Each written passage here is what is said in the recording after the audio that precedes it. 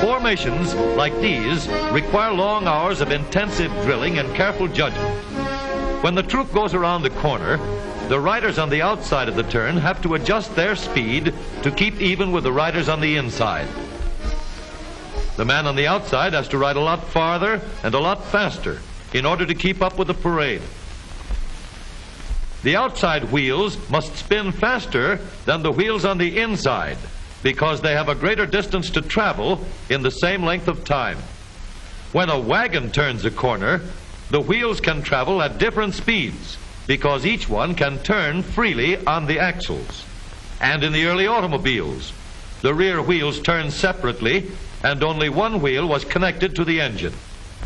But when only one wheel was driven by the engine, it had to do all the work, and it couldn't get a good enough grip on the road to do its job properly. So the one-wheel drive was soon out of date. But if two wheels are locked on an axle so that they are not free to turn separately, one or the other has to slide. So engineers had to find a way to connect both rear wheels to the engine without sliding and slipping on turns. The device which makes this possible is a part of the rear axle. It is called the differential because it can drive the rear wheels at different speeds. The differential looks complicated, but once we understand its principle, it is amazingly simple. These two wheels are mounted on separate axles and supported by a frame so that they can revolve freely at different speeds. Let's fasten a spoke on the inner end of each axle so that by turning the spokes, we can turn each wheel separately. With a bar or crosspiece, we can turn both wheels in the same direction at the same rate of speed. Let's get something to hold this bar in place so that it will press against the spokes. Notice that this support is not locked to the axle. It turns freely. Now we can spin the wheels by rotating the support. This is fine as long as both wheels are able to turn at the same speed. But let's see what happens when we go around the corner. With this arrangement, we cannot drive one wheel faster than the other. And if we stop one wheel, the other wheel won't budge. Let's put this bar on a pivot so that it can swing in either direction.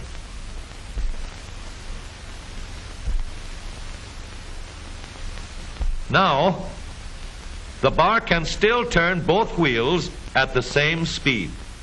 And because it pivots, it lets one wheel turn even when the other is stopped.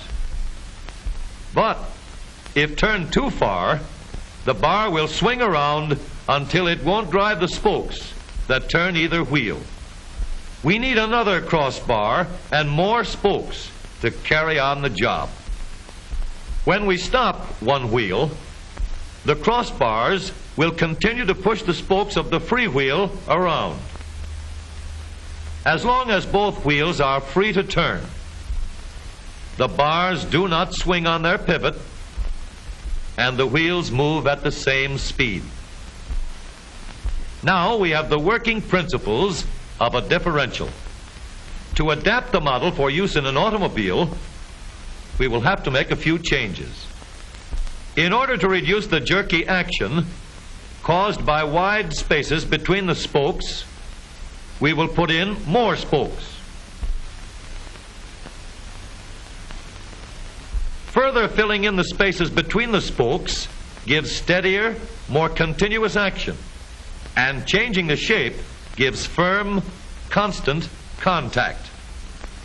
Now we can make the gears thicker and stronger, and we have differential gears. The edges are cut so that they will fit together more smoothly and silently. and another gear is added to share the work of driving the axles. The principle is the same.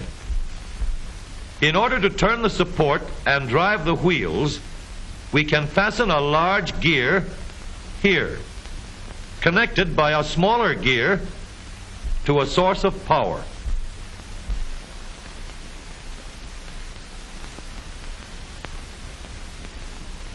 Notice that the power is connected to the differential at the center line. We can make our model more compact by moving the gears closer together. When we put our differential in an automobile, we have to leave room for the drive shaft, which carries the power from the engine. We may build the floor of the car above the drive shaft. But if we do, we won't have much room inside unless we make the top of the car high too.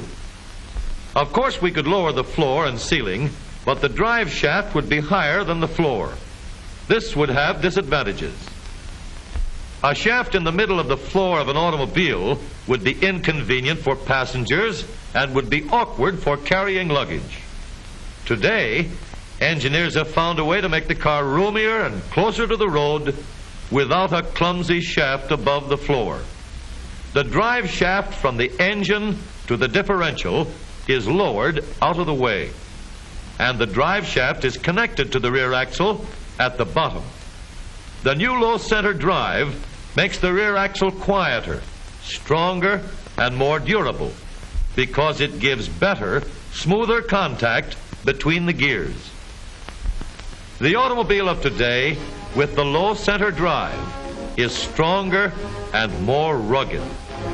Every part of the rear axle has been built to withstand strains far greater than it will ever meet on the straightaway or around the corner.